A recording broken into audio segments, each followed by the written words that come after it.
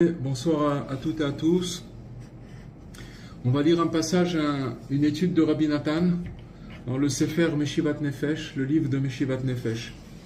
Alors il nous dit que dans les écrits du Harizal, le Haris ce soir d'ailleurs sa Iloula, l'anniversaire de son départ de ce monde, c'est ce soir, on peut allumer une bougie.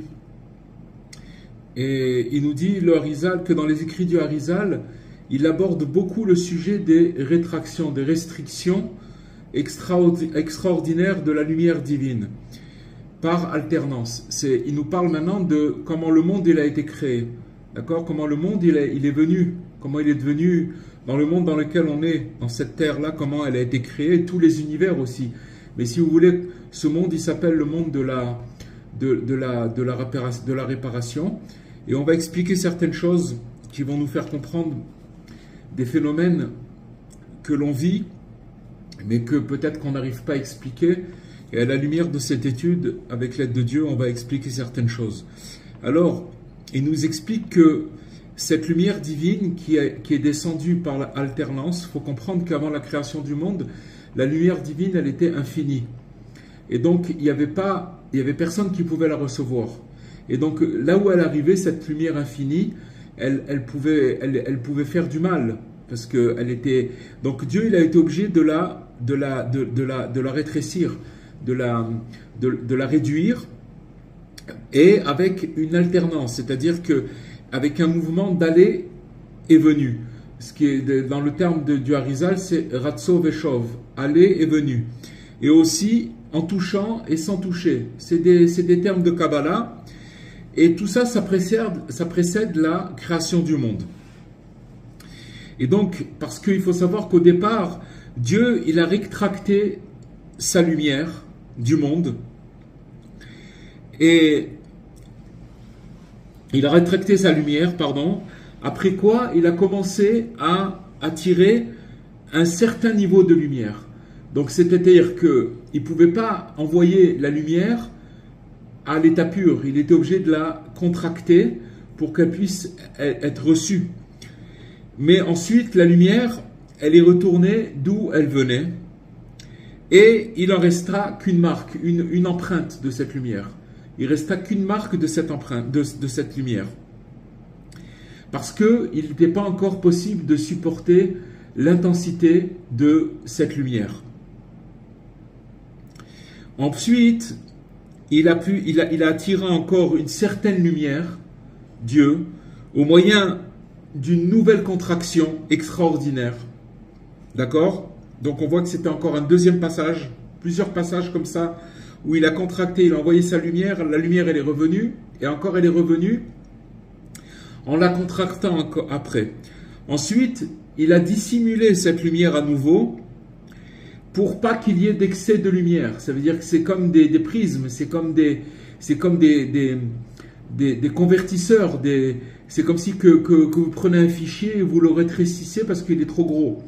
D'accord ? Et tout cela, il l'a fait plusieurs fois, jusqu'à qu'apparaisse un espace vide. D'accord ? Donc, il a fait ce travail d'aller et venir jusqu'à qu'il apparut un espace vide. Et dans cet espace vide, Dieu il a introduit la lumière prédestinée aux rois. Tout ça, c'est avant la création. Il y avait des rois, on ne sait pas on sait pas ce que c'est, mais la Torah elle appelle ça des rois. Le Harizal il appelle ça des rois.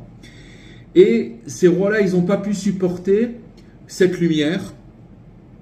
Et ils ont été brisés par cette lumière et ils sont morts.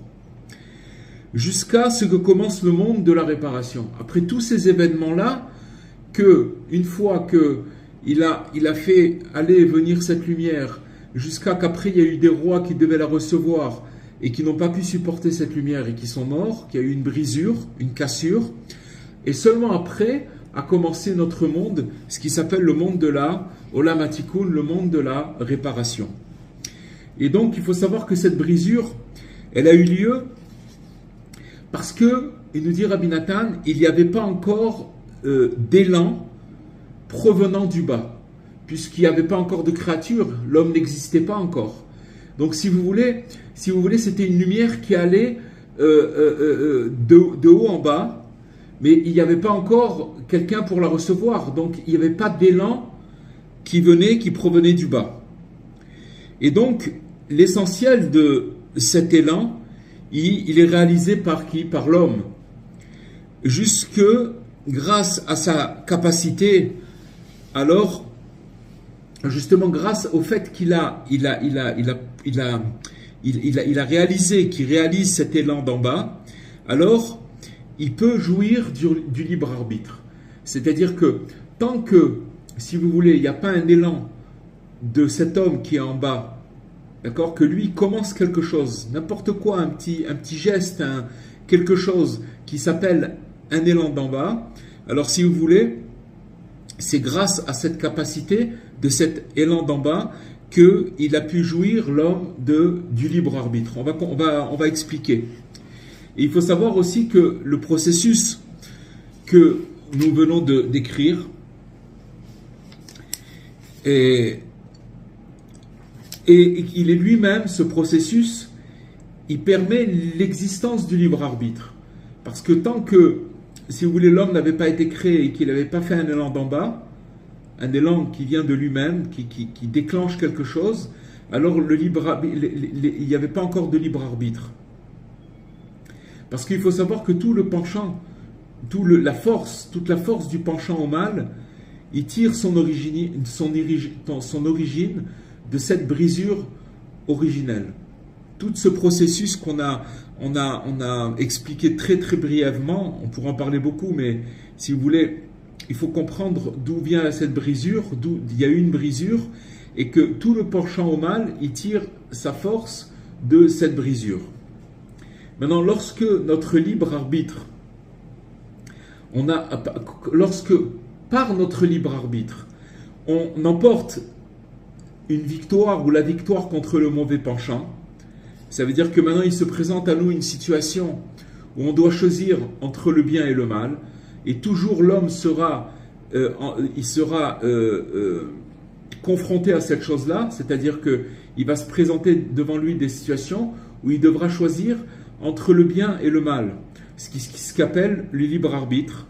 Et quand il va remporter cette victoire, d'accord, quand cette proposition va être faite, et donc grâce à ça, il va remporter la victoire contre le penchant au mal. Alors à partir de ce moment-là, qu'est-ce qui va se passer? On répare ainsi la brisure par cet élan venant d'en bas, d'accord? Le fait qu'il a surmonté cette épreuve, d'accord, ce test, parce que c'est en fait un test. C'est quoi le test? Ça veut dire qu'on lui donne la proposition à part égale, choisir entre le bien et le mal. C'est pas que le bien, parce que si le bien il était évident, on n'aurait plus de mérite, on choisirait toujours le bien.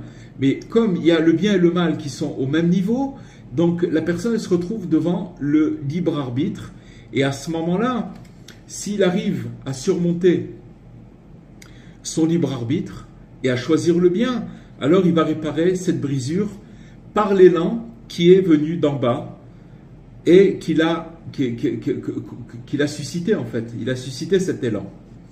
C'est pourquoi la réparation de tous les mondes, il dépend justement de l'homme.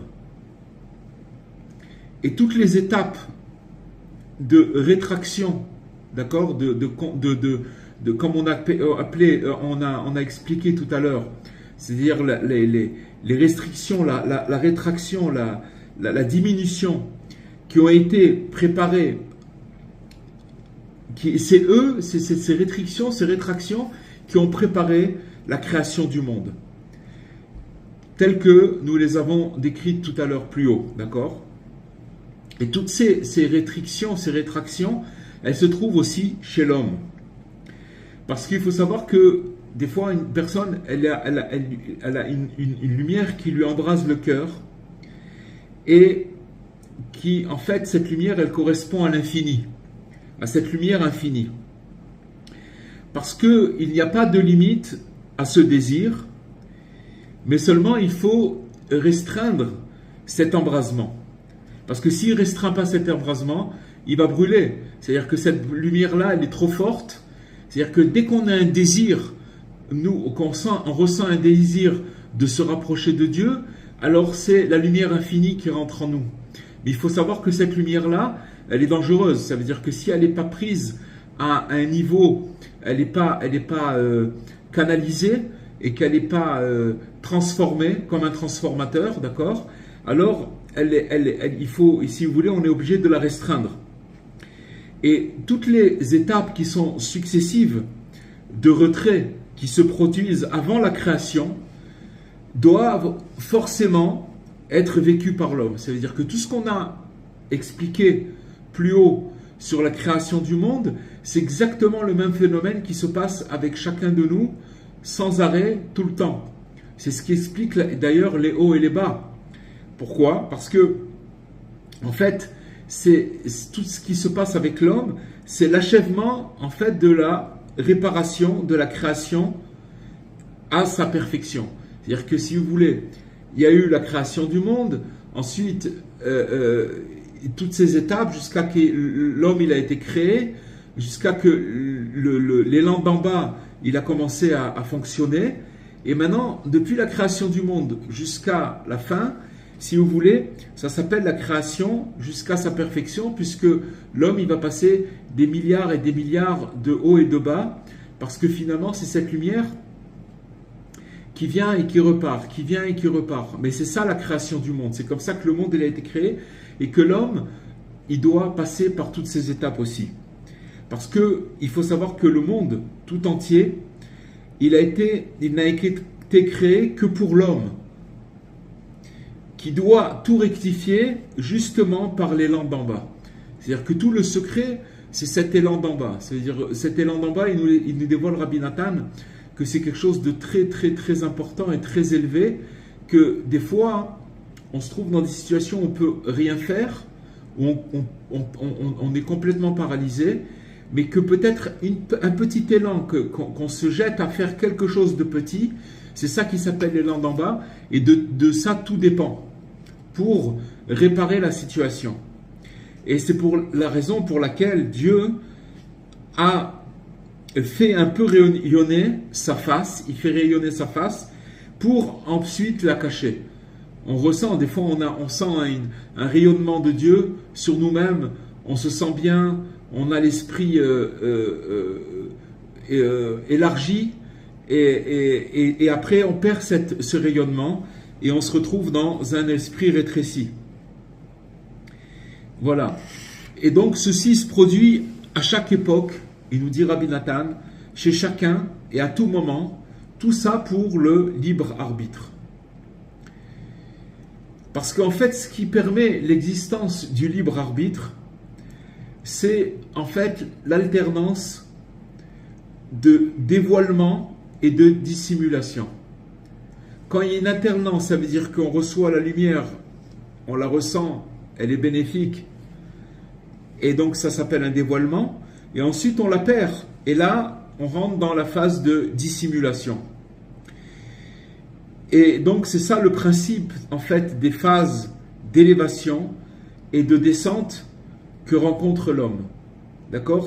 Tout le monde passe par là, tout le monde sans exception.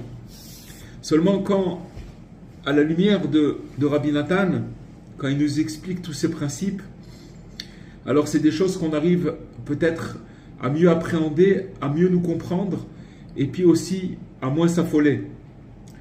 Et donc il nous dit que quiconque souhaite suivre les chemins de Dieu, il doit être expert dans les lois divines. C'est quoi les lois divines? C'est ce qu'on appelle la halakha. La halakha, ça vient du mot aller. Halakha, ça vient du mot alicha, ça veut dire comment se déplacer, comment marcher, comment je marche, comment je me déplace. Pourquoi? Parce que si je vais d'après les lois divines, les lois du Shulchan Aruch, d'accord, tous les commandements de Dieu, et que je les accomplis, en fait, c'est ma manière d'aller et de marcher et de ne pas tomber dans des pièges, puisque ces lois, elles ont été dites par Dieu, et elles ont été données à Moïse, et que on nous les a léguées. Et maintenant, si vous voulez, quand on connaît les lois, ça veut dire qu'on sait la manière d'aller, c'est-à-dire que afin de savoir parfaitement comment se comporter en période, ce qu'on a appelé tout à l'heure d'entrée, de razzo, c'est-à-dire qu'en période où ça va bien, il y a des périodes où ça va bien, il y a des périodes où ça va pas bien, d'accord, ou moins bien. Alors, si vous voulez, le comportement qu'on doit avoir en période de réussite, c'est pas le même comportement qu'on va avoir en période de sortie, c'est-à-dire en période de descente, en période ou si vous voulez, quand la lumière elle se dissimule. Quand la lumière elle est claire, c'est pas le même comportement que quand la lumière elle est dissimulée. Et notre but, c'est d'arriver à maîtriser des phases de montée et de descente. Vous voyez que l'étude qu'on est en train d'étudier maintenant, c'est quelque chose qui nous apprend le phénomène des états d'âme dans lesquels on passe et qui nous donne la solution de comprendre, qui nous donne la solution comment vivre ces phases de montée et de descente, c'est-à-dire, il nous dit Rabbi Nathan que quand on connaît la loi, on la connaît, on sait qu'est-ce qui est permis, on sait ce qui est interdit. Autrement dit, qu'est-ce que ça veut dire maîtriser ces phases de montée et de descente? C'est comment se renforcer en Dieu en toute situation, qu'on soit en haut ou en bas, qu'on soit en période de dévoilement ou en période de dissimulation, qu'on soit en période de montée ou en période de descente, de régression. Et savoir qu'une période de retrait et de dissimulation vise ensuite une phase de dévoilement. C'est ça le principe. C'est-à-dire que, avec ce qu'on est en train d'apprendre ce soir, ce que nous dit Rabbi Nathan ce soir, c'est qu'en fait, quand on va se retrouver dans une phase de dissimulation, c'est seulement pour préparer une phase de dévoilement.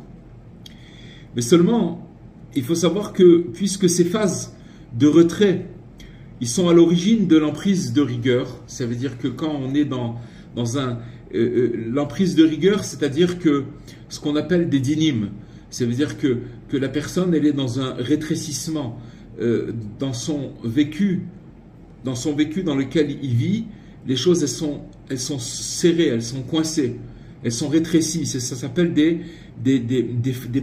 phases de rigueur, des emprises de rigueur et des mauvais penchants. Donc ça veut dire que toutes ces, si vous voulez, que ces phases-là de retrait, ils sont à l'origine de l'emprise des rigueurs et du mauvais penchant, et que en fait tout ça, ces derniers sont à la racine de toutes les mauvaises pensées qui perturbent l'homme.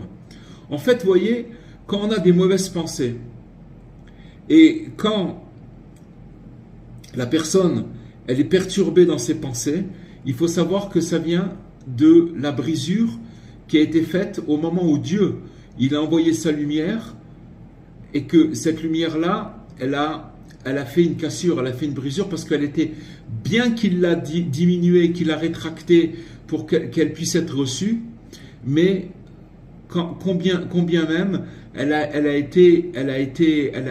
cassé, elle a fait une brisure. Et cette brisure-là, toute la racine de cette brisure, c'est de là que vient le penchant au mal et la racine des mauvaises pensées qui vont perturber l'homme. Et donc il nous dit, donc c'est quelque chose qui est inhérent à la création du monde. On peut pas passer au travers de ces choses-là. Par contre, ce qu'il nous dit, qu'est-ce qu'il faut veiller, c'est de fuir les pensées qui sont tortueuses qu'on a, et de seulement cultiver dans son cœur que des pensées qui soient saintes, des pensées de sainteté, des pensées de réfléchir à Dieu. Alors ça, c'est, si vous voulez, c'est le médicament contre ces pensées. C'est-à-dire quoi les pensées saintes? Ça veut dire je réfléchis comment servir Dieu, comment le servir, parce qu'il n'y a que ça de vrai. Tout le reste, c'est des choses qui nous empêchent. Toutes les mauvaises pensées, c'est pour nous dériver du service de Dieu. Et de cette manière, l'homme, il va mériter de servir Dieu par degré et avec mesure. Qu'est-ce que ça veut dire par degré? C'est-à-dire qu'il va monter de degré en degré, et par mesure, c'est-à-dire qu'il va avoir la mesure de lumière nécessaire qui ne va pas lui faire du mal. C'est-à-dire que la lumière qu'il va recevoir, elle ne sera pas au-dessus de ses forces, et il va pouvoir, si vous voulez, ça s'appelle servir Dieu, en fait, avec mesure et degré. D'accord? Et grâce à ça, grâce à cette chose-là, la divinité de Dieu et sa royauté, ils seront dévoilés aux yeux de toute l'humanité. En fait, c'est le secret de pouvoir, c'est-à-dire qu'une personne, si vous voulez, que quand vous rencontrez une personne qui sert Dieu par degré et avec mesure, alors cette personne-là, elle inspire, si vous voulez, elle inspire le monde parce qu'il dévoile cette royauté de Dieu. Et que à la fin, c'est cette royauté qui sera dévoilée aux yeux de toute l'humanité. Il nous dit Rabbi Nathan, alors qu'est-ce qui va se passer? Que le monde, il sera pleinement rectifié par l'élan d'en bas provenant de l'homme. Regardez qu'est-ce qui provoque l'élan d'en bas. C'est extraordinaire. C'est-à-dire que, en fait, on reçoit une lumière. Maintenant, quand on reçoit cette lumière, il ne faut pas se tromper. Cette lumière-là, elle est venue après une dissimulation. Après, quand on la reçoit, on croit que ça y est, la lumière, elle va toujours rester. Non, elle ne reste pas. La lumière, elle part, mais elle reste il reste une marque de cette lumière, une empreinte. D'accord? Et que, maintenant, cette empreinte, elle nous sert à quoi? C'est que quand on va se retrouver dans une phase de dissimulation, alors c'est cette empreinte qui va nous donner la force de faire un petit élan d'en bas, quelque chose. Par exemple, une personne, elle est dans une phase où elle n'est pas bien, d'accord? Mais qu'est-ce qu'elle va faire? Au lieu de se laisser aller et de se laisser tomber, alors elle va faire quelque chose, un petit quelque chose, je ne sais pas, elle va chanter, elle va lire un psaume, elle va avoir une bonne pensée, elle va faire quelque chose, une bonne action. Et bien ça s'appelle un élan d'en bas. Et cet élan d'en bas, c'est ça qui va permettre la phase de révélation qui va venir après. Mais seulement, il faut savoir que tout ça, c'est justement parce que l'homme, il a le libre arbitre, qui peut faire toutes ces réparations.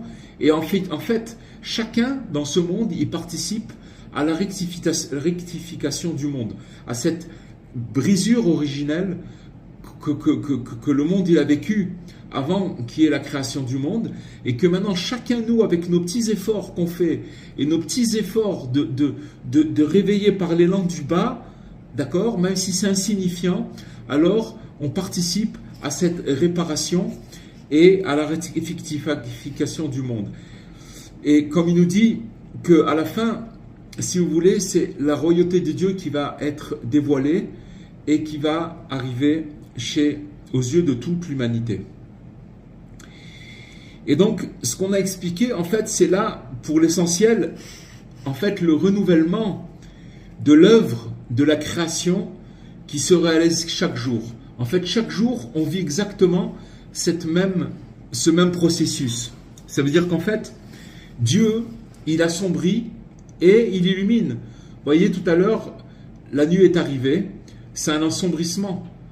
Et avec l'aide de Dieu, demain matin, à l'aube, le monde il va commencer à s'illuminer. Et donc, cette illumination, elle forme la lumière et crée l'obscurité chaque jour. Chaque jour, c'est un cycle. On revit ce cycle-là chaque jour. Et en fait, cette alternance, elle a pour origine les contractions de lumière du début de la création qui, en fait, ils ont permis la création du monde et son maintien jusqu'à aujourd'hui. C'est-à-dire que, en fait, si vous voulez, si le monde il arrive à se maintenir comme il se maintient, c'est-à-dire que la nuit arrive, après il y a le jour depuis 5782 ans, si c'est comme ça, alors c'est grâce au fait qu'il y a cette alternance, que Dieu il envoie la lumière, il la reprend, il l'envoie, il la reprend, il l'envoie, il la reprend. Tout ça pour que l'homme il ait le libre arbitre et qu'il puisse de l'endroit où il se trouve, il arrive à faire un élan d'en bas. C'est ça c'est le principal, c'est l'élan d'en bas. Entre parenthèses, si vous voulez, tout dépend de l'homme, parce que si vous voulez, tant que l'homme n'existait pas, cet élan d'en bas, il ne pouvait pas exister.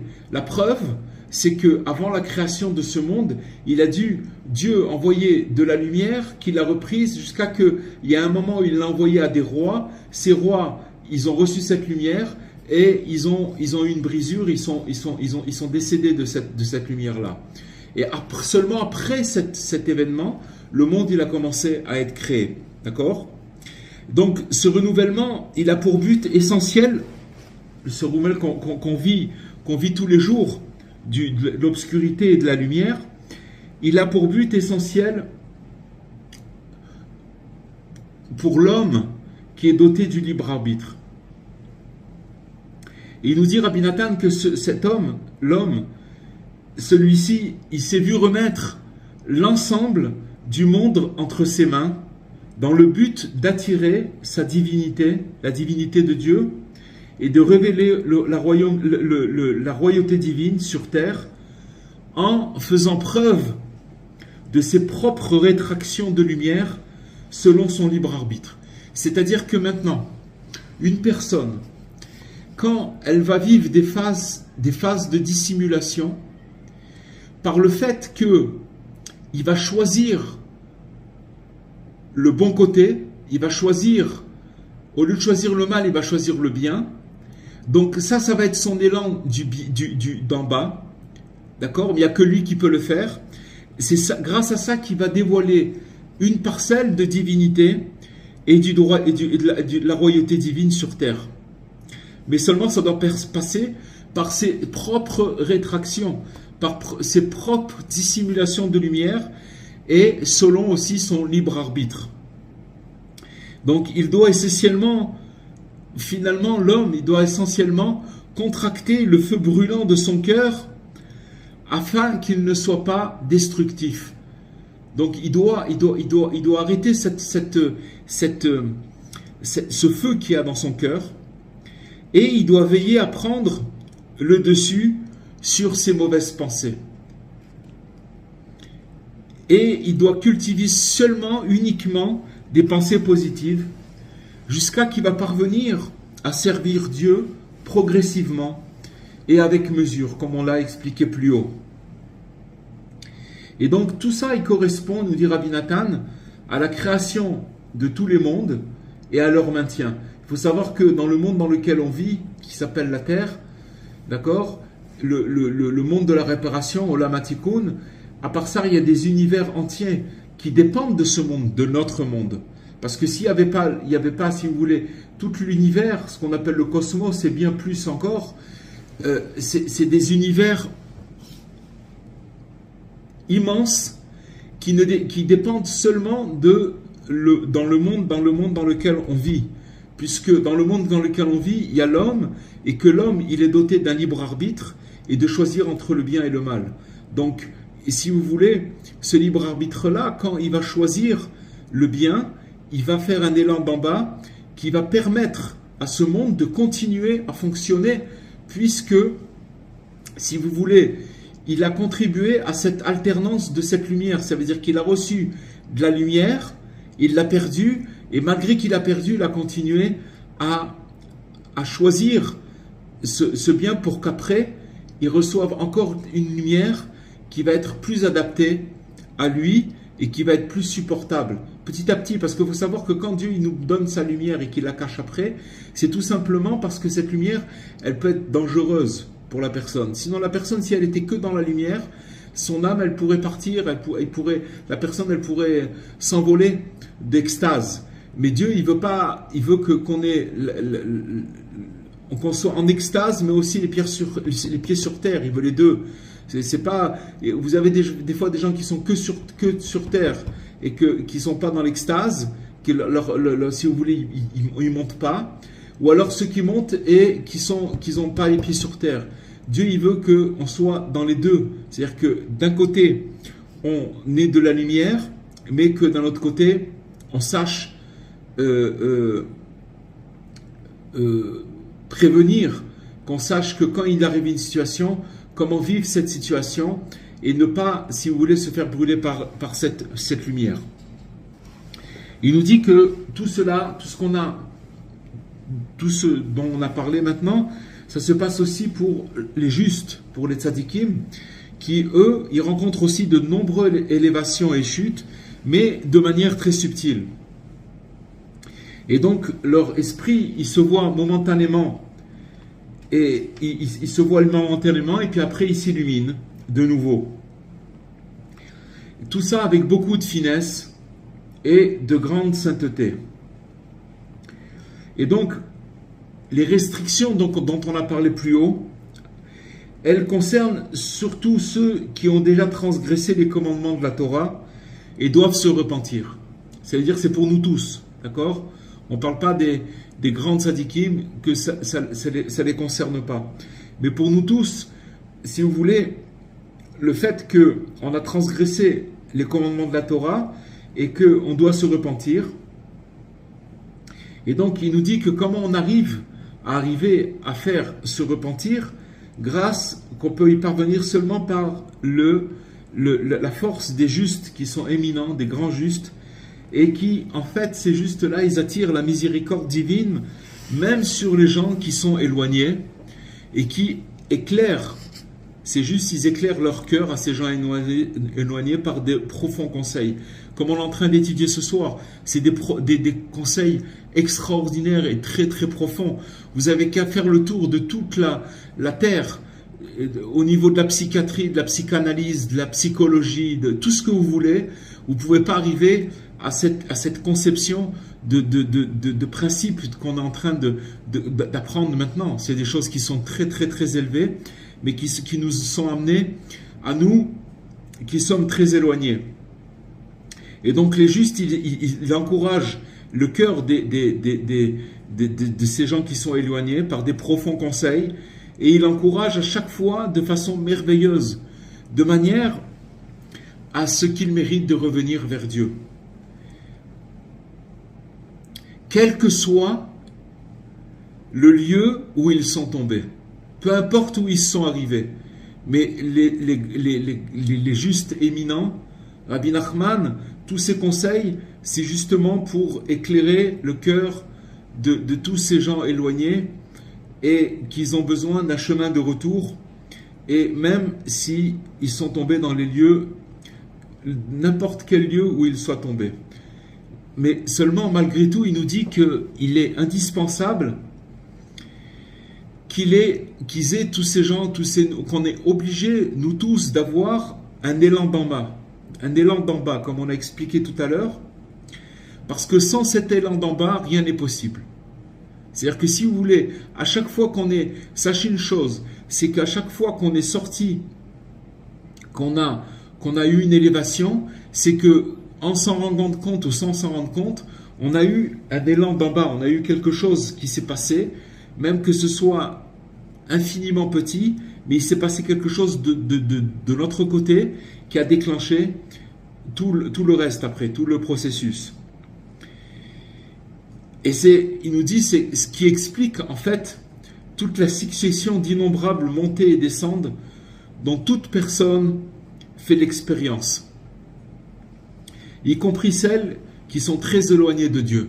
Si vous prenez une personne qui est très très éloignée de Dieu, qu'elle ne connaît même pas ses concepts, qu'elle ne sait rien du tout, d'accord, elle ne sait rien du tout, eh ben, tout ce processus, il se passe aussi sur elle. Seulement la différence, c'est qu'elle ne le sait pas. Parce qu'elle aussi, elle traverse toutes sortes d'élévations et de chutes, et pour elle aussi, un jour ne ressemble pas à l'autre. Chaque jour, il est différent. Chaque jour, on nous amène une nouvelle journée, une nouvelle perception des choses qui est complètement différente. Et on pensait qu'on avait compris, mais on voit qu'on n'a pas compris grand-chose.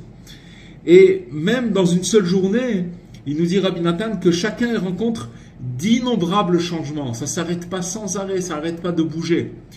Donc ça veut dire que tout ça, c'est l'alternance dont on a parlé, de cette lumière qu'on a parlé tout à l'heure. Et donc, dans la journée, il y a d'innombrables changements, et aussi, plus particulièrement, ceux qui ressentent un élan pour revenir vers Dieu et se rapprocher des justes authentiques. Ces gens-là, on parle des gens qui veulent se rapprocher de Dieu et de se rapprocher des justes authentiques, mais en fait, ils ont très peu de force.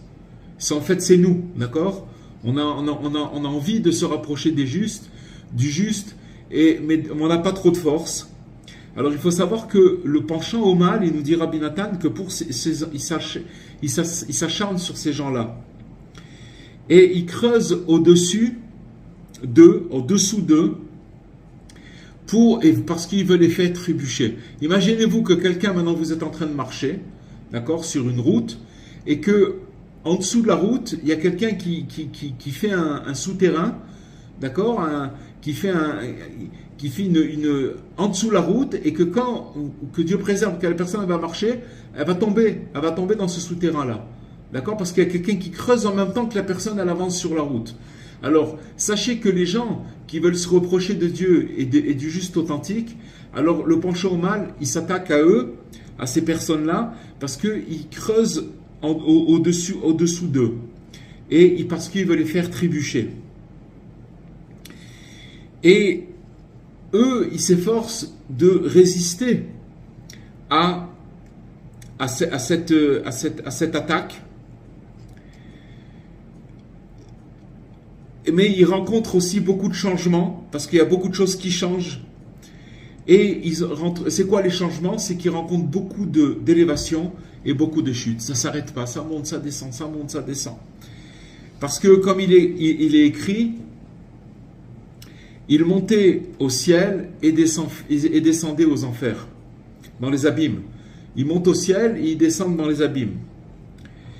Parce que face à tout cela, alors il faut savoir que tous ces individus, tous ces hommes, d'accord, toutes ces femmes, ils ont besoin d'un immense encouragement et qui vont puiser essentiellement dans la force des justes, des tzadikim. Parce qu'en effet, il faut savoir que les justes, ils ont déjà remporté le combat de ce monde au sommet de la perfection. Et ils nous apprennent que le moindre élan vers Dieu, c'est ça le message, que le moindre élan vers Dieu n'est jamais perdu. Et que même s'il provient des profondeurs de l'enfer, vous vous rendez compte ce que ça veut dire?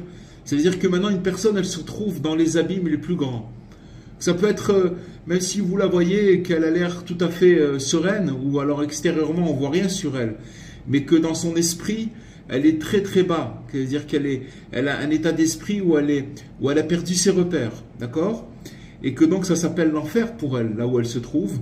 Eh bien, il faut savoir que le juste, les justes, ils nous apprennent que le moindre élan vers Dieu, il n'est jamais perdu. Même si la personne, elle se retrouve dans ces endroits-là, des endroits complètement, ça s'appelle l'enfer. Et même, il nous dit, pas seulement l'enfer, mais même plus bas.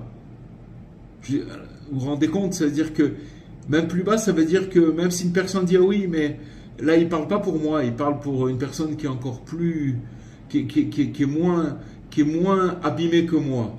Quand il dit même plus bas, ça veut dire que ça englobe tout le monde, sans exception.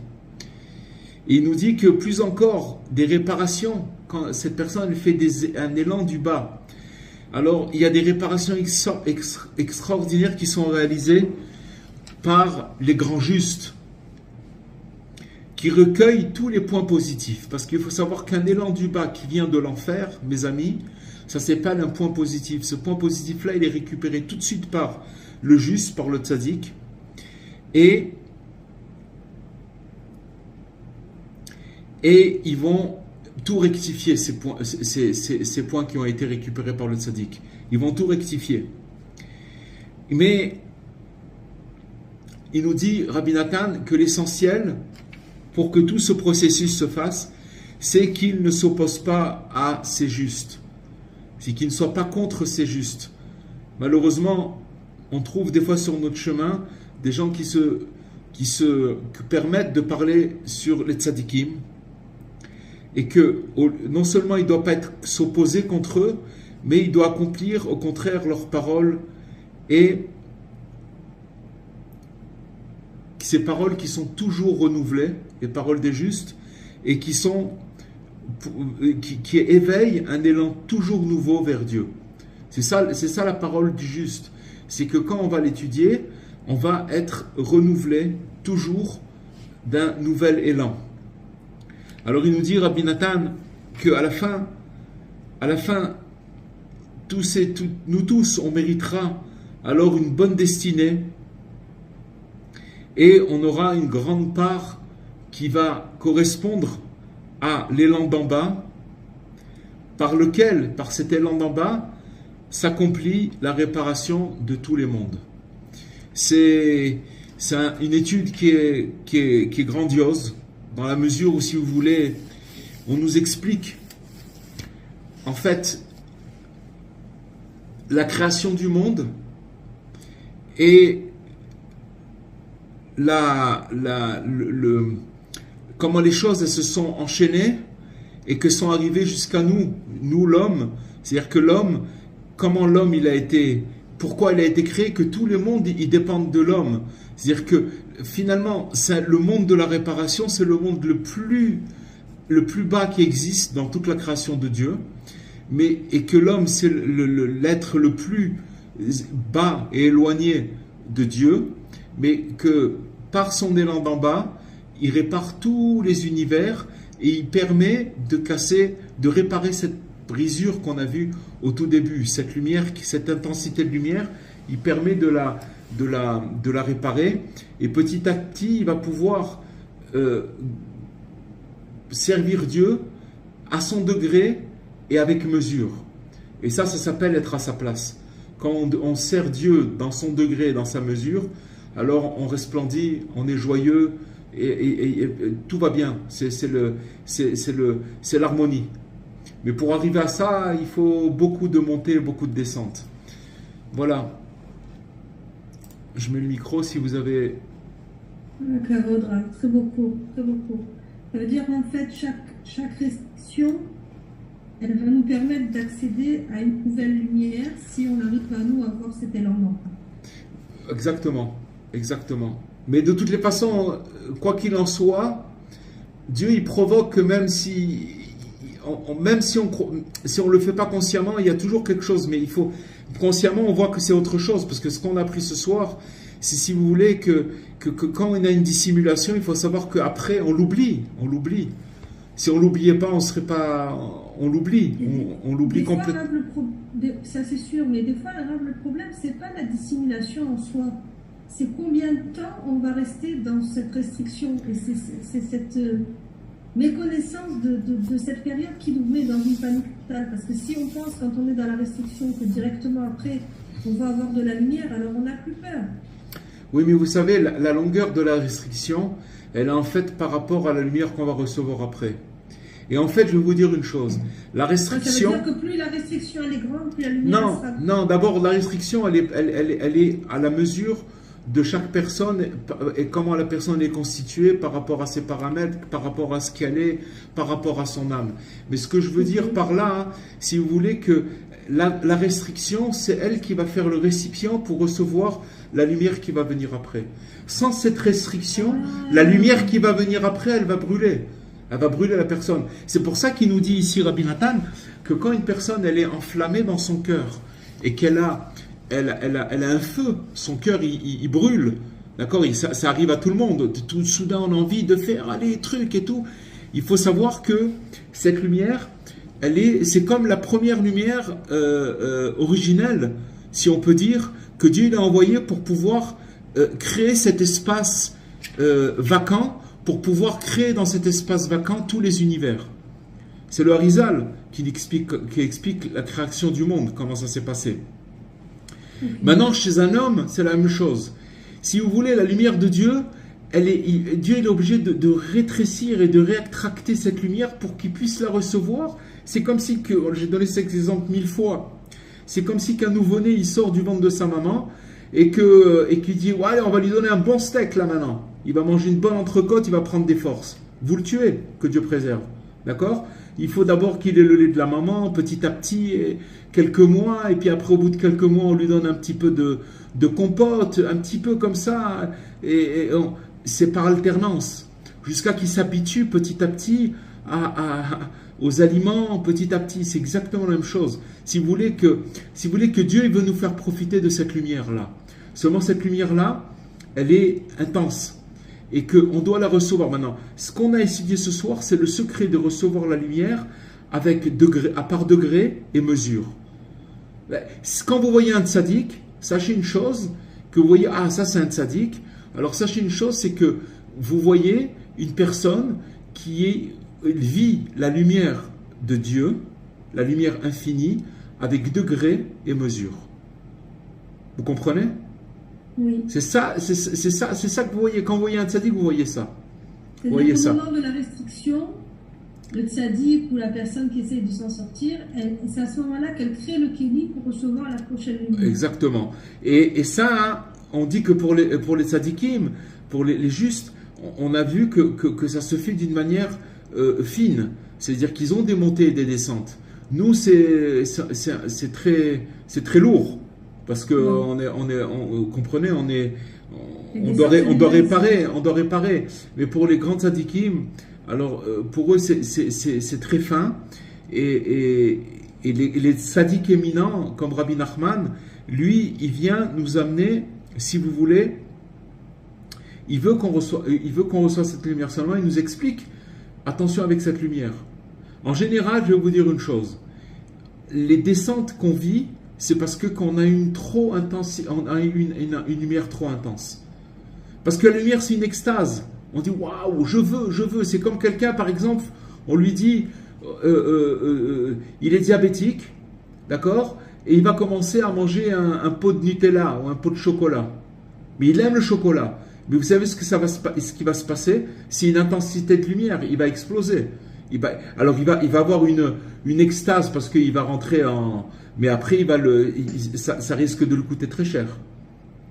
Vous comprenez? Donc cette lumière, nous, on doit la prendre par degré, et toute la vie. Le pot de chocolat, la petite cuillère, jour après jour. Ouais, voilà, et même en général, dès qu'on le mange, on a tendance à aller vers cette intensité de lumière. Ça veut dire il faut une vie entière pour comprendre que cette lumière-là, c'est une lumière infinie. Et que de toutes les façons, comme on n'a pas le récipient, on est obligé de passer par des hauts et des bas indéfiniment, jusqu'à que petit à petit cette lumière, mais ce qu'on gagne, avec l'aide de Dieu, je vais essayer de remettre ce cours en ligne le plus rapidement. J'ai des problèmes avec Internet, c'est pour ça que grâce à Dieu, j'ai retrouvé tout ce qu'il fallait, mais j'ai des problèmes de connexion. Mais de comprendre que cette lumière, elle est, si vous voulez, à la fin, ce qui va se passer, c'est que cette personne-là, elle va pouvoir représenter la royauté de Dieu, la divinité sur terre. Ça veut dire que cette chose-là, à la fin, elle va arriver aux yeux de toute l'humanité. Et finalement, tout le monde, parce que finalement, c'est un bien pour toute l'humanité, parce que tout le monde pourra recevoir cette lumière-là. Si vous voyez, tous les gens... Ça veut dire qu'à travers toutes les restrictions et toutes les descentes qu'on va avoir, on va faire un petit coup de toutes les sphirotes pour arriver à la malchoute. C'est ça que vous voulez dire? Oui, on peut expliquer comme ça. Et en plus simple, ça veut dire que tout le monde va profiter de cette lumière. Tout le monde va le comprendre, va arriver à cette lumière. Parce que Dieu, il veut faire profiter de cette lumière infinie à toute l'humanité. Toute l'humanité. Ce qui veut dire qu'en ce moment, nous, à notre époque maintenant, on va dire, on n'est pas capable de la recevoir. Non, c'est pas vrai. On est dans un processus, c'est pas vrai. Ça fait 5000 ans, que ça dure, 5700 et quelques années que ça dure. Et au contraire, il y a beaucoup de processus qui se sont faits et on est en chemin. On avance, on est là. Les choses, elles ont jamais, en vérité, été mieux on vit dans un monde où il y a tout ce qu'il faut. D'où ça vient? D'où ça vient? C'est parce que cette lumière, peut-être petit à petit, elle s'est installée et elle fait de moins en moins mal parce que justement, chacun, il a vécu des hauts et des bas. Si vous regardez dans l'histoire, si vous prenez par exemple la période de la Shoah, d'accord, je parle maintenant au niveau de l'histoire, la période de la Shoah, ça s'appelle une dissimulation terrible qu'on peut même pas expliquer, qu'on peut même pas comprendre. Vous comprenez? Donc, maintenant, ce qu'il nous a expliqué, c'est qu'il y a eu cette brisure au tout début, avant la création du monde, et que cette brisure, attendez, attention, rappelez-vous ce qu'on a dit, que c'est cette alternance de dissimulation et de dévoilement qui fait que le monde, il se maintient. S'il n'y avait pas cette alternance, il n'y aurait pas de monde. Ça n'existerait pas. Ça ne peut pas exister. Mais il a créé, Dieu, cette alternance pour l'homme, c'est-à-dire que ça, tout dépend de l'homme. Parce qu'il n'y a que l'homme qui peut faire un élan d'en bas, il n'y a personne d'autre. Et avec cet élan d'en bas, il va permettre à ce que la royauté divine, elle s'installe dans le monde et qu'elle soit révélée à toute l'humanité. Chacun il a cette participation-là. C'est très fort, c'est très fort. Oui, mais à titre individuel, c'est le riboule or, hein, non? Oui, c'est exactement ça, l'intensité de lumière. Exactement. Il faut justement, à un moment de la restriction, créer le Kéli pour pouvoir ne pas rentrer dans la prochaine illumination, dans le ribouille or. On ne peut pas l'éviter, Madame Fitoussi. On ne peut pas l'éviter. Ça veut dire que de savoir comment ça marche et de prier là-dessus, c'est déjà quelque chose de très très grand. Mais il nous a dit que de là viennent, de cette cassure originelle, viennent toutes les mauvaises pensées de l'homme, toutes les confusions, tout le penchant au mal, toutes ces choses-là, ça vient de là. Donc maintenant, au lieu de rentrer, je vais vous dire une chose. Aujourd'hui, j'ai lu une lettre de Rabbi Nathan qui dit à son fils, et son fils, encore une fois, c'était un grand sadique. Son fils, c'était quelqu'un qui servait à Dieu de toutes ses forces, c'était un grand juste. Mais il se plaint à son père de l'amertume qu'il y a dans ce monde. Et Rabbi Nathan, il lui dit, sache que tout le monde passe par cette amertume, et il y a seulement un certain sel, ce qu'on appelle melach, un certain sel, et ce sel-là, il adoucit l'amertume qu'il y a dans ce monde.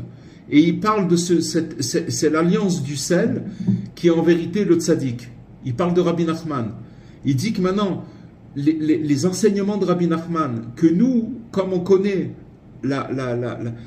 on sait que Rabbi Nachman, il existe, c'est pas qu'on passe au travers de cette amertume qu'il y a dans ce monde, mais le fait de connaître Rabbi Nachman, on connaît, si vous voulez, les médicaments qui atténuent cette amertume. Cette amertume, elle est là pour tout le monde, pour chaque être humain sur Terre. On ne peut pas passer au travers. Par contre, si on prend les médicaments, si on étudie les textes, si on fait tout ce qu'on essaye de recevoir les conseils, qui sont des conseils, des prescriptions médicales, alors on guérit, petit à petit on guérit. Non seulement on guérit, mais on va pouvoir même inspirer d'autres personnes, notre entourage, l'humanité, vous comprenez?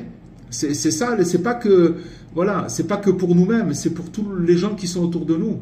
C'est très important. Donc il dit, Rabbi Nathan là-bas, que grâce à Dieu qu'on connaît le tzaddik, chacun là, comment il le connaît, mais rien que de connaître son nom, c'est déjà quelque chose de grand. Et qu'il faut savoir que, alors il parle là-bas, excusez-moi, j'ai oublié l'essentiel, il parle de la psychologie, du psychique de l'homme, d'accord? Il dit que plus la personne, elle rentre dans le psychique et dans la psychologie, plus, si vous voulez, elle se perd. Elle se perd.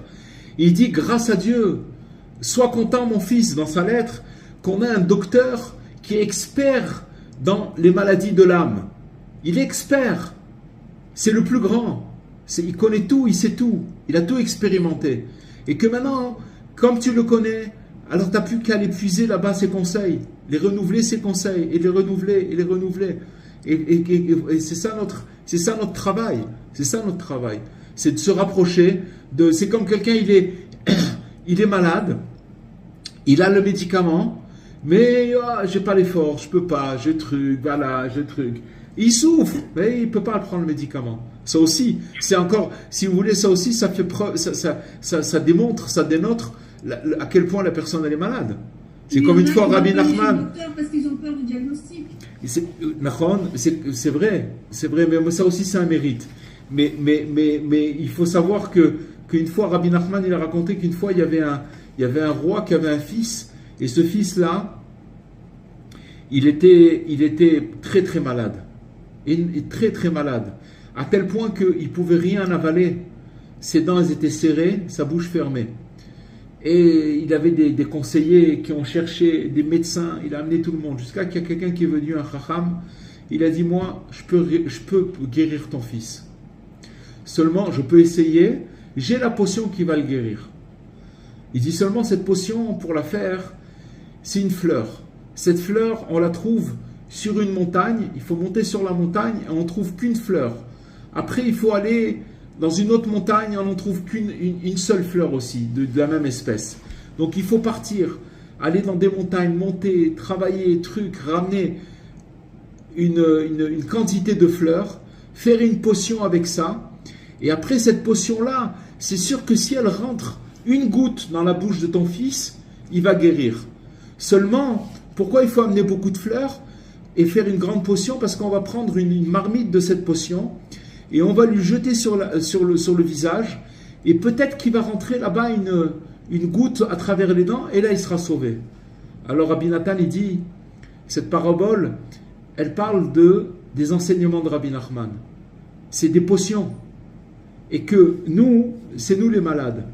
On n'arrive pas. Pourquoi depuis tant qu'on étudie le truc, pourquoi on n'est pas... comme il dit le Rav Besançon, il a dit une fois à quelqu'un avec qui étudie les enseignements de Rabbi Nachman et tu n'as pas encore des ailes sur le dos. C'est bizarre.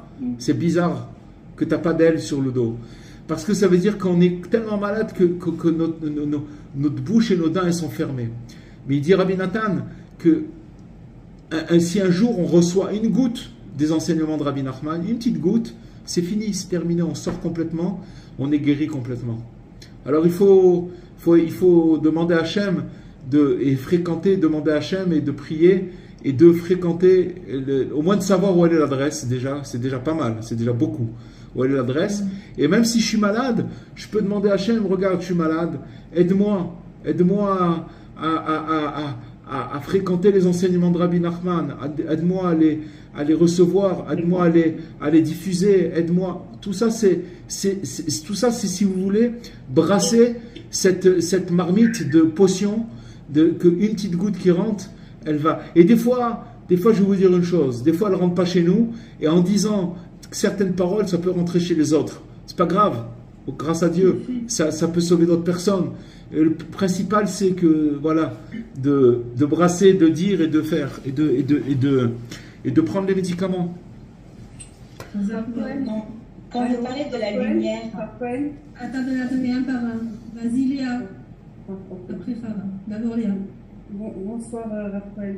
Moi, j'ai vraiment besoin de comprendre le début, l'origine, cette brisure des vases. Elle était inévitable. Donc, il n'y avait aucun moyen, il y avait aucun moyen de l'éviter. Et donc, obligatoirement, il y a eu donc la faute, le péché originel. C'était inévitable également, alors, puisque il y a l'imperfection qui est rentrée. Bien sûr, mais c'est vrai ce que vous dites. C'était programmé comme ça qu'il y ait... Non, il faut savoir que la lumière divine, elle est infinie. Et qu'il n'y avait rien qui pouvait la recevoir. Il faut un récepteur. Il faut... Alors attendez. En sorte qu'il y ait une... Oh, mais là, vous rentrez dans des spéculations que l'être humain il peut pas résoudre. C'est ce qu'on appelle en vérité des lumières périphériques qui sont autour de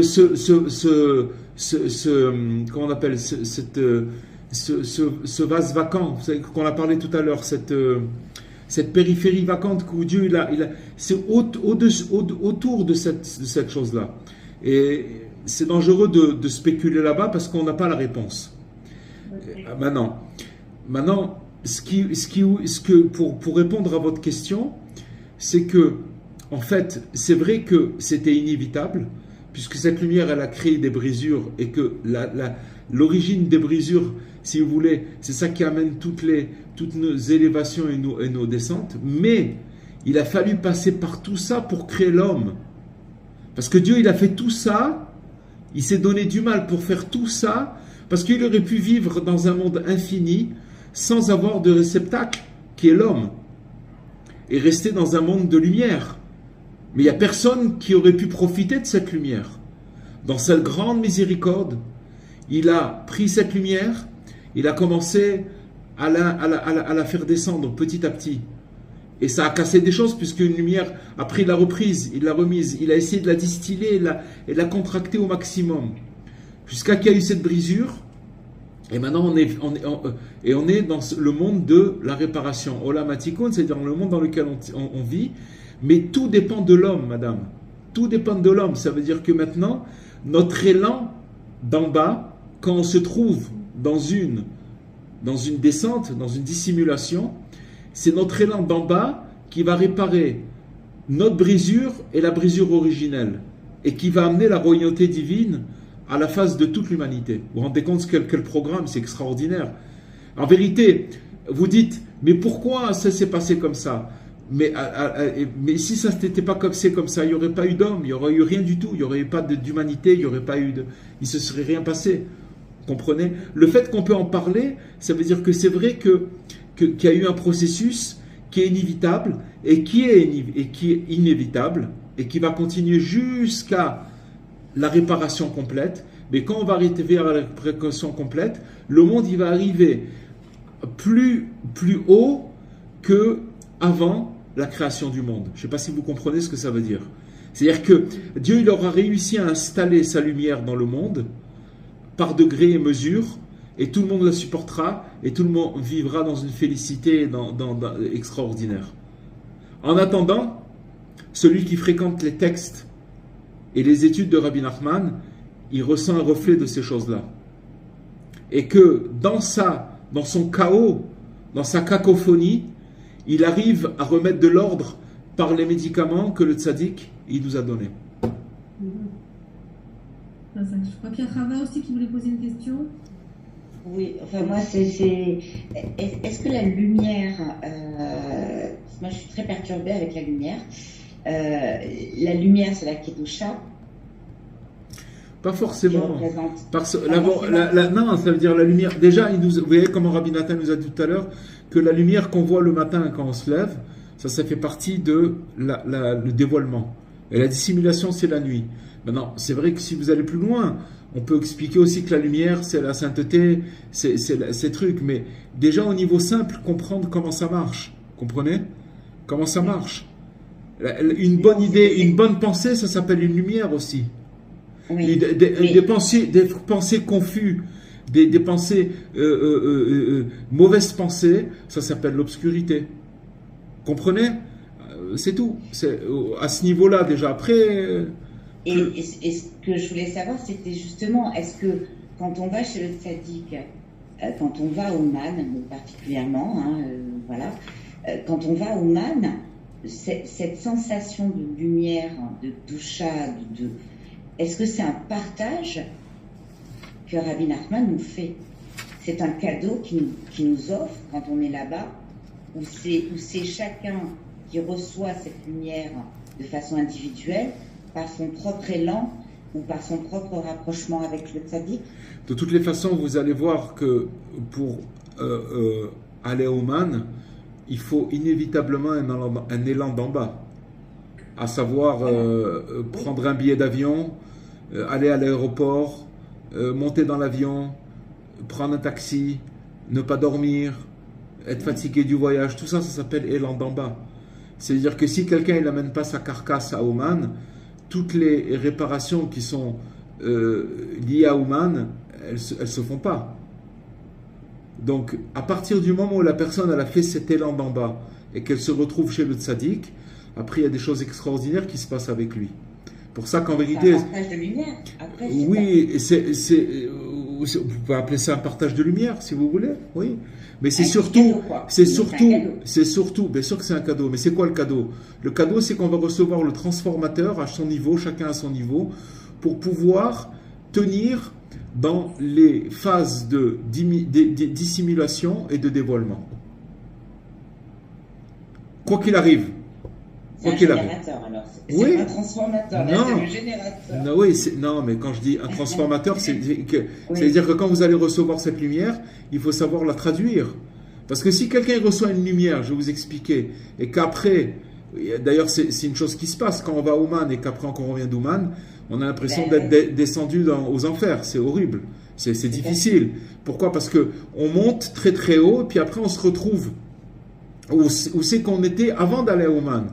On oublie qu'on était là-bas, mais après, soudain on se rend compte dans quelle obscurité on se trouve.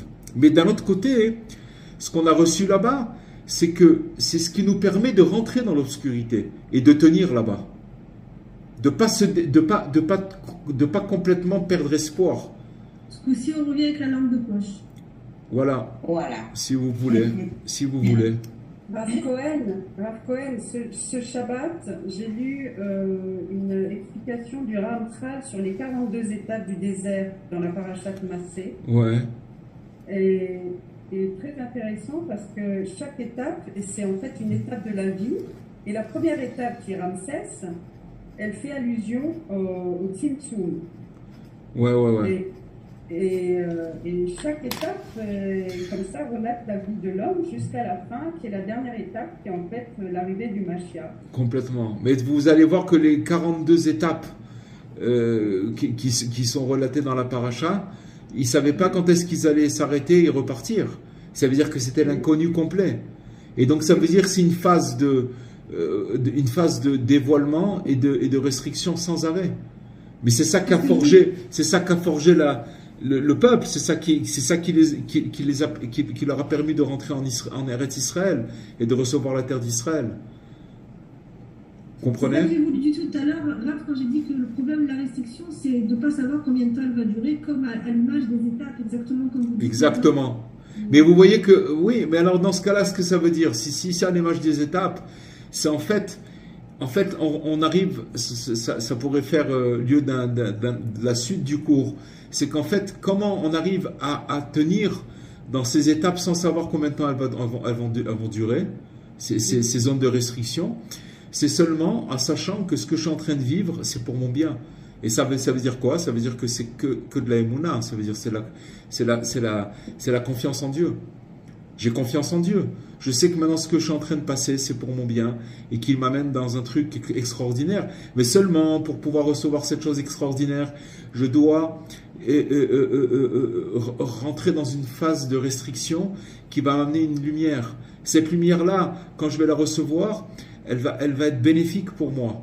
Après, on va me la enlever encore, c'est pas grave. Mais après, c'est un processus. C'est un processus. Avec l'aide de Dieu. Cette histoire des 7 rois, qui est une allégorie, qu'est-ce qu'ils ont voulu en fait, ces rois? Ils ont voulu...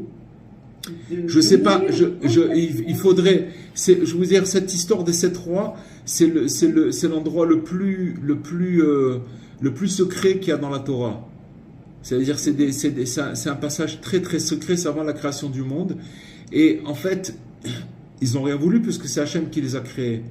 Mais si vous voulez, la lumière qu'ils ont reçue, elle était trop forte. C'était, si vous voulez, c'était la première fois où il y avait peut-être une connexion entre la lumière divine et une créature ou un créé ou quelque chose de créé, même si c'était très spirituel, parce que ça devait être très spirituel.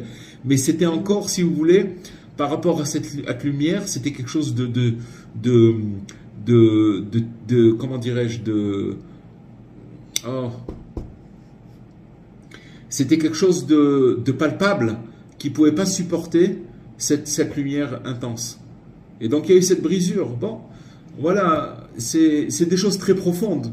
Mais maintenant, ce qu'il faut comprendre, c'est ce que la résultante par rapport à nous, ce qui se passe par rapport à nous dans notre vie de tous les jours et toutes ces montées et ces descentes que la personne elle peut vivre. Vous comprenez?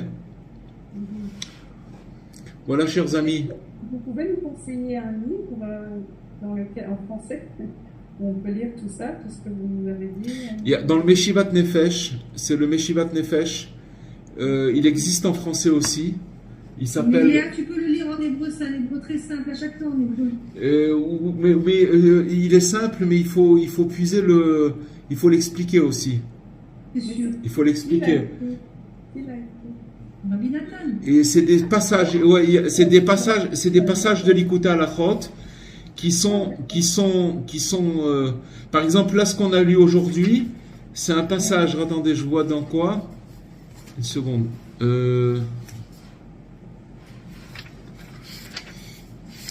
C'est un passage de l'Ikuta Halachot, et c'est en fait les règles relatives à la prière de Mincha, de l'après-midi. La prière de l'après-midi. On peut le retrouver là-bas. Mais le Meshivat Nefesh, il tourne autour du renforcement, de tout ce qui concerne le réconfort, de réconforter. Donc, si vous voulez, c'est des morceaux de réconfort qui ont été puisés dans l'Ikuta Halachot de Rabbi Nathan. Tout ce qui concerne le réconfort. C'est ce qu'on fait déjà c'est notre tangente à nous dans ce groupe d'études. D'accord? Voilà, Bezrat Hashem. Tu l'as en hébreu et c'est facile. J'ai un petit en hébreu. Bezrat Hashem, quand avec l'aide de Dieu, on fera le cours bientôt, dans une quinzaine de jours. J'amènerai des livres. Je vais essayer d'amener des livres avec l'aide de Dieu oui, ça serait bien, ça. Avec en hébreu, en français, je vais voir ce que je vais pouvoir amener. Il y avait le Keren Rabbi Israël avait fait le livre, ça s'appelle Régénération. C'est ça, c'est le Meshivat Nefesh, il existe aussi. Mais même quand vous le lisez, J'ai fait souvent avec ce livre. Maintenant, quand vous lisez ce livre-là, même en français, c'est de la traduction littérale de l'hébreu. Il faut l'ouvrir. Ça veut dire, il faut l'expliquer. Ah. Mais c'est déjà très beau, même sans explication. Oui, non. Alors c'est quelqu'un qui a bien sûr, mais il faut ouvrir, il faut expliquer. Mais c'est sûr qu'il y a beaucoup de choses extraordinaires. Et peut-être quelqu'un qui a fréquenté déjà les textes, alors il peut peut-être être plus amené à comprendre peut-être. Mais bon, c'est à différents niveaux. Mais voilà, ce qu'on a étudié ce soir, c'est un texte de Meshivat Nefesh. Voilà les amis. Merci beaucoup. On va organiser une bougie pour le Harizal ce soir, puisque c'est lui qui nous... Ouais. Ce soir, c'est le Harizal. Que son mérite nous protège et nous éclaire avec l'aide de Dieu. Alors, Bezrat Hashem, on se retrouve dans 15 jours avec non, la semaine prochaine, pourquoi pas? C'est la semaine prochaine déjà. Non, mais en physique, pas en virtuel. Ouais. Madame Fitoussi, une question que je voulais vous dire. Il faudra prévoir, si Dieu veut, de pouvoir faire le Zoom dans l'endroit où on sera. Mais bien sûr. D'accord. Si. D'accord, parce que c'est dommage de faire que tous les gens qui ont l'habitude de se connecter, qui ne sont pas sur place, qu'ils puissent le faire. Ne vous inquiétez pas, c'est prévu. D'accord. Pas Montréal, Paris, Jérusalem, ne vous inquiétez pas. Bon, s'attacher. Oui, tu n'oublies pas de nous informer. Merci. Parce que j'ai loupé. On vous informera la semaine prochaine, vous aurez tous les renseignements. Bezrat Hashem, alors merci à vous tous. Merci Et à je vous. vous souhaite Shavua Tov et à très très bientôt. Bracha v'atzlacha. Merci. Au revoir. Au revoir. Au revoir. Merci beaucoup. Au revoir. Magnifique cours.